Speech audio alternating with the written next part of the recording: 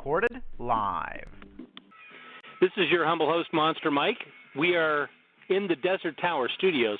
We welcome your participation in this March 19th, 2018 Fox Sports radio affiliate, Off-Road Live. The genuine, original Off-Road Live. We have a very special guest on the line, Igor Kay of Baja Sun Films. And, of course, we're talking about the Legends of Baja project as well as some other matters. Now, let's talk just very briefly about what is the next event you're planning to be at, just in case someone wants to meet and greet with you, if they want to offer an invitation to get a hold of you and start promoting your work and your project. Where is your next public appearance yourself to do this kind of coverage? The next big event that's coming up, of course, is the annual Mexican 1000 rally at the end of April. So, there's plans being made to go there. There's another really interesting event that I've gone to pretty much every summer for the last couple of years, 2-3 years, and that is the Friends of Steve McQueen Auto and Motorcycle Show benefiting the Boys Republic in Chino Hills. Are you familiar with that? I'm not. Tell us about it. Well, the short story is that a long time ago when Steve McQueen was a boy, a troubled youth, if you may, he did, some stuff that crazy kids do back then and got into a heap of trouble where eventually he ended up, somehow wound up in the juvenile court and detention system and was eventually sent to this establishment. It's called Boys Republic, and that's where they send young boys who are wards of the state, meaning there's, from what little I understand about the legality of that term, I think it means that there was no parent or legal guardian, to take custody of the child once he was convicted or acquitted of the crimes or whatever it is that he was done, and there was just, nowhere to send him. So there was this place established, and Steve spent, from what I understand, from historical records, a good couple of years in there, and it really affected him, And then later, when he became a big famous movie star, he remembered that, and he supported it. He was one of the early big movie stars that had a specific charity which was dear to him and his heart, which he supported throughout his life. And even after his death, he established a fund and a trust and organization called the Friends of Steve McQueen, and they continue to support that school to this day. They do wonderful things with these boys. They teach them skills. There's schooling involved, trade skills. There's a workshop. I know one thing they do is every year they make these beautiful wreaths that they distribute around Christmas time and other holiday type of stuff. But a lot of what that school does is not just house the boys and quote unquote try to rehabilitate them, but it actually teaches them valuable skills, whether it's in the mechanic shop, which is a big part of it. And that's why the Friends of Steve McQueen annually host a big auto motorcycle show there. All these great people with these vintage cars show up, and they line up, and it's big. I mean, it's big. Every year, there's always a big contingency of cars and motorcycles that were actually owned and driven by Steve McQueen himself. That's amazing. And you've attended this. What date is it for this year? Because there are folks who listen to our show who would love to support such a great charity. Yeah, it's in Chino Hills. It's on Saturday, June 2nd. And it will be, let me see here, the theme this year is 50th anniversary of Bullet. Right, and Ford has announced that they've already rolled out their 50th anniversary vehicle in celebration of that. I got to tell you, over the last couple of years, almost religiously, there's always a line of green fastback Mustangs lined up there that look just like the one from the movie. Well, and are you familiar with the story of the Cabo Bullet? No. If you go on to Baja Racing News or Off Road Live and just put in the search engine there, the Cabo Bullet, the original driven Mustang has been found in a boneyard in Cabo San Lucas, Mexico. Imagine that. All roads lead to Cabo. That vehicle has been returned to the United States, and what we understand was when Ford announced the new Bullet Mustang, that older vehicle was the star of the show at the Detroit Car Show just several months ago, and it will be in full function, we've been told by Warner Brothers, and it'll be in full function on the re-release of the 50th anniversary of the film Bullet. Wow, that's crazy. I would have thought that car was in some rich collector's hands for all these years. I mean, it's got nothing to do with off-road racing. It's amazing that it ended up in Cabo. It ended up in Cabo in a boneyard, and just hit in the search engine there, Cabo Bullet on Off Road Live or BajaRacingNews.com. Oh, yeah. Well, I don't want to interrupt, so the next public appearance, at least the one that is on June 2nd on Saturday, you'll be in attendance. Yes, it's a wonderful time. Chad McQueen, Steve McQueen's son, is usually there judging some of the cars that compete, and he gives out the trophies. The trophies that they give out at that auto show are all handmade by the students in Boys Republic. So it's a wonderful event. Chad is always there, and he's just a really nice guy. He looks just like his dad. I mean, he's just the image of McQueen. He's so cool. He talks to everyone and takes lots of selfies and signs dozens of autographs. And, you know, he really spends his whole day there. A couple of times he brought his son there, Stephen R. McQueen, who is also a racer in his own right. Not a professional racer, but he does race motorcycles just like his grandfather did. And, of course, he's a famous actor now. Okay. This is your humble host, Monster Mike. It is another weekly show. We're on every Monday, 4 West, 7 East. And, of course, we are a Fox Sports Radio affiliate. Now, Igor, I know one of the first questions that comes up in a lot of these Baja folks' minds is, how was the footage that you have in your possession, how was that first generated? Why was there a camera and a director, and, you know, how did that all start? Well, Jack Cooperman, who is a renowned Hollywood cinematographer, he spent many years doing a lot of live-action photography, so that was his passion, to do stuff underwater, in the desert, rigging up cars, helicopters, airplanes, and all that. And he had his production company. He was shooting a lot of stuff for ABC's Wide World of Sports in the mid-'60s. Back then, he was a young guy with his young crew, and these guys loved the challenge. And a couple of them, including Jack, were also racing enthusiasts themselves. He had raced with McQueen just, you know, not for a film or anything, but in Baja, in the deserts, and in California, in the desert. You know, it started in '67 with, I think, only about, 40 cars or something like that. And by '69, they had over 200 entries, and James Garner was in it for the second year with one of his cars, and McQueen was in it driving this ultimate, iconic, badass car called the Baja Boot.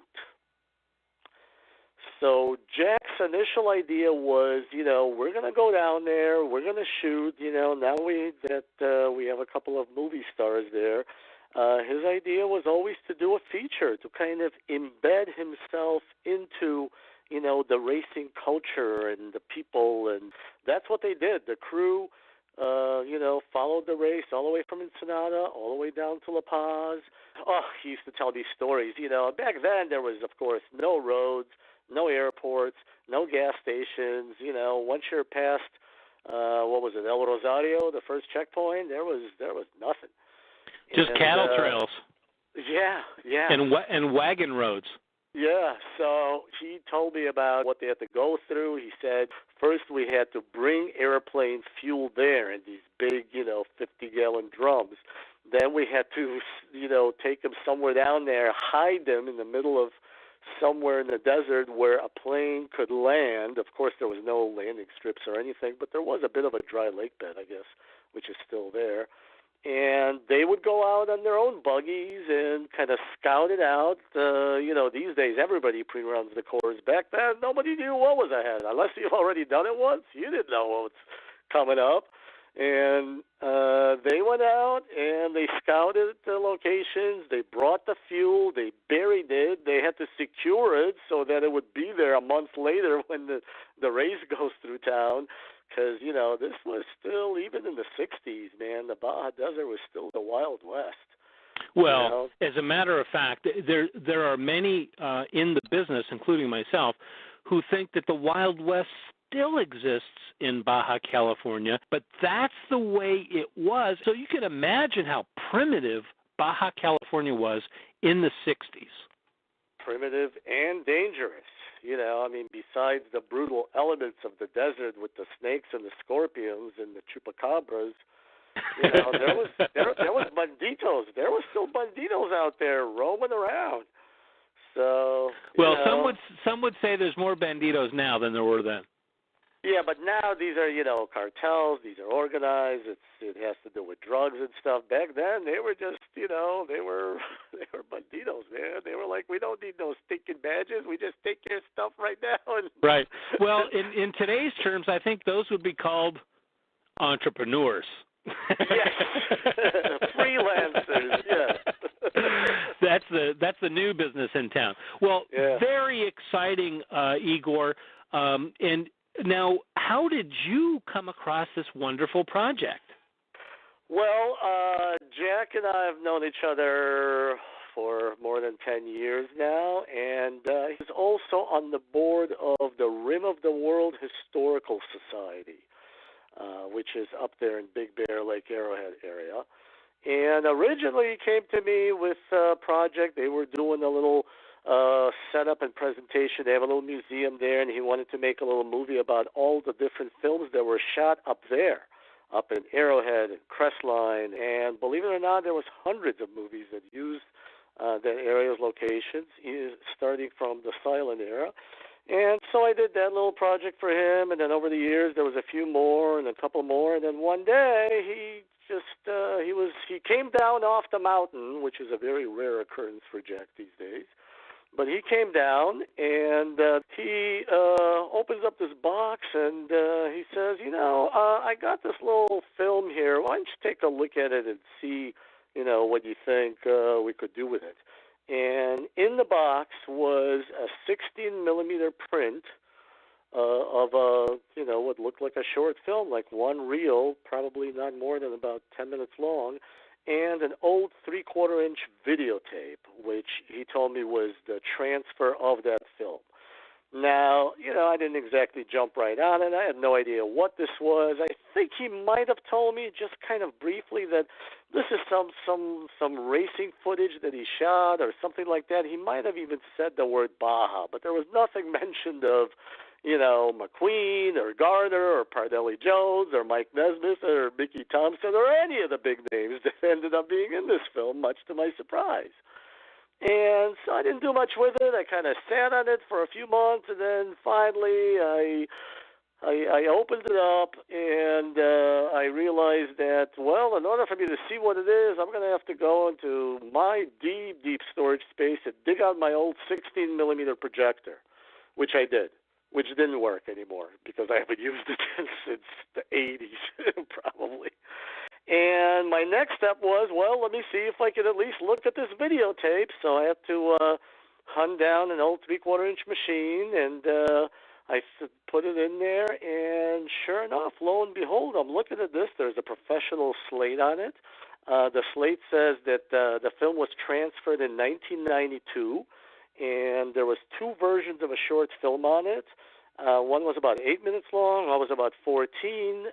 Most of both films had the same footage on it, but the longer one had some extra stuff. And long story short, I kind of looked at it and I saw, and I'm like, wow. First of all, I've never seen any footage of that quality from that era.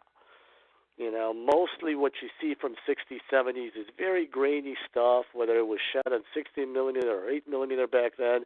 It was generally done with not professional, crew and stuff. And there's a little bit there's some good footage out there from '68 race that Bruce Brown shot, and Jack knew Bruce Brown. In fact, they both worked together and separately, competitively, and together.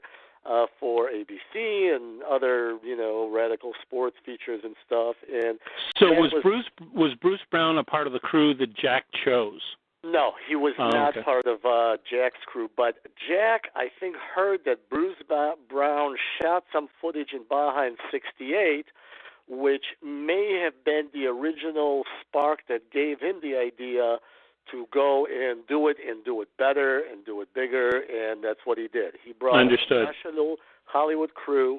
He brought a airplane. He brought a helicopter and chase vehicles. And like I said, the difference was between Bruce Brown and his crew. There's no sync sound in any of their stuff.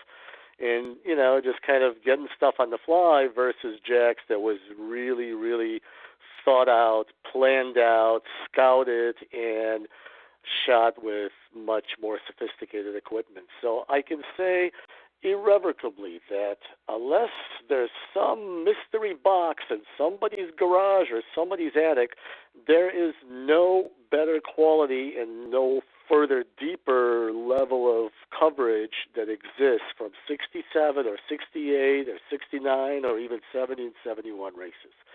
Because over the last couple of years working on this project, I've really, really scoured the internet looking for every other little clip and photo that exists, and I think I've pretty much seen it all, and none of it looks as good as our stuff, and none of it, by the way, has Steve McQueen driving the infamous Baja Boot. Spectacular, Igor. Yeah. Absolutely spectacular. Now, just from brief conversations that we've had so far, you have not seen a great deal of this material. Oh, exactly. This is what keeps it going and is so exciting is that I have only been working from that original videotape, which had 2 little short films on it, and that's all that was ever transferred. Now, we do have in the vault that's been there for nearly 50 years now, properly stored. And from the log books, which I did get from Jack, the director, I have the log books that basically list everything that they shot over a couple of years. Now, mind you, it's not only the '69 Baja race that exists on these reels, but they did a couple of Sears commercials.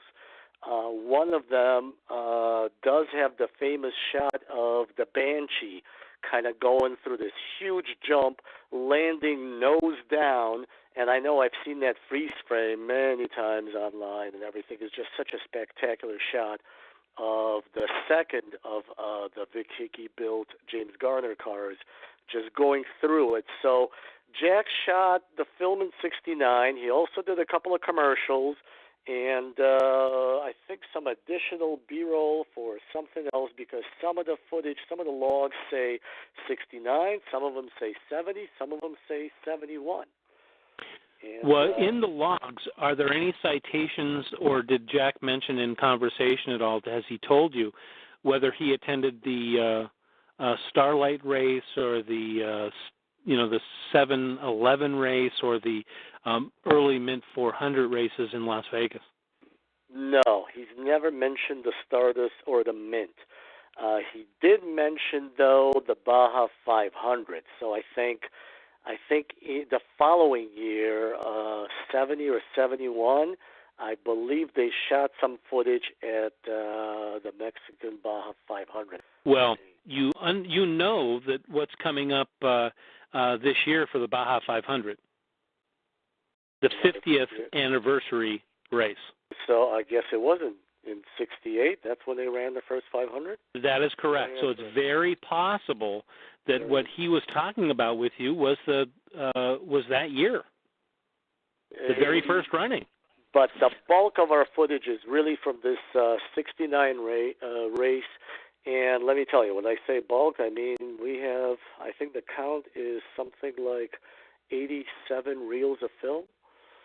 And, some of them are these little 100-foot reels because they were loaded in what he called gun cams. Those were like the crash cams that were in the cars and in planes. And 87 reels at 100 feet? Well, no. Only a small portion of them would be 100 feet. Some of them would be 400-foot reels. Oh, my gosh. Yeah. Even at a conservative estimate, judging by what you get, on a 100-foot roll, I think you only get about 3.5, maybe 5 minutes of running time of film at 24 frames a second. On a 400-foot roll, from what I remember doing the math, I think you get up to about 20 minutes. Now, even if these rolls aren't, all the way full, some of them might be short ends, but even at a conservative estimate, I guesstimate that there's at least 20-plus hours of previously unseen raw footage out there in the vault. Well, Igor, you've dreamed of Ariel, Steve McQueen in the Baja boot. Yes. Oh, yes. My gosh. Yes. The only shot that they put of him in the short film that I have transferred is the starting line. There's a little bit of him kibitzing around with his co-driver and kind of in the car, and then there's the famous peel-out shot of him coming off the starting line. Now, I'm sure that they would have followed him at least for the first, 100 miles or so from the starting line because, he was such a famous car and he was a famous driver. And we have lots of coverage from the desert of James Garner's car, the Grabber. And as far as I can tell, nothing like that even exists online. Nobody else has any other footage. There's some photos of the boot floating around up there, and a couple of them actually show McQueen next to it. One famous one is the black and white shot after they broke down. Him and Bud Eakins kind of sitting there next to this broken, car, and they're in the middle of the desert. They're certainly looking at the map or something, trying to figure out where would we go to fix this thing? Where are we? And it's a considering it's Bud Eakins, considering it's Steve McQueen, and considering it's the Baja boot, what is considered in the industry, I think this is safe to say, one of the very first unlimiteds. Nowadays are called trophy trucks, or at least an unlimited vehicle at that time. And I've heard that vehicle has been considered the godfather of trophy trucks. That footage, in my mind, any photos, any images, any moving pictures, is absolute platinum. Yeah, it's the holy grail of off-road racing footage, and we have at the very least the key shot of McQueen and Eakins inside the car heading off the Starlight. Now, we know for a fact that the boot did not win its first 3 out of its first outings. In fact, I think the first time it won was actually the Baja 500, and I believe it was still with Bud Eakins at the wheel, but not with McQueen. Maybe it was with McQueen, but it was after '69. Well, that vehicle was cutting-edge experimental. Yeah. It went out in '67, and something broke. And then it did it again in '68, and something else broke. And in our film, I know they broke about 200 miles into it. So that's why I'm thinking, they must have been able to follow it from the starting line, at least for the first couple of hundred, miles or so. Surely they must have chased him. They must have followed him. So I know there's footage exists there, at least up until the time that he broke. And I think they just didn't want to include it in their little demo because he wants to look at a broken car back then, racing. Well, and Steve McQueen was the preeminent luminary at the time. Exactly. So, Jack put the best of spin that they could on it, and rather than focusing on the fact that he broke, they kind of focused on the fact that he was even there and competed. And this car, this was it was the epitome of engineering. It was designed by Vic Hickey, whose claim to fame originally was, even before he became a GM designer, he was the guy who designed the lunar rover for NASA. And the vehicle was sponsored by George Hurst. Hurst, yes. Drino Miller was the first guy to drive it. I think that was the 67 race.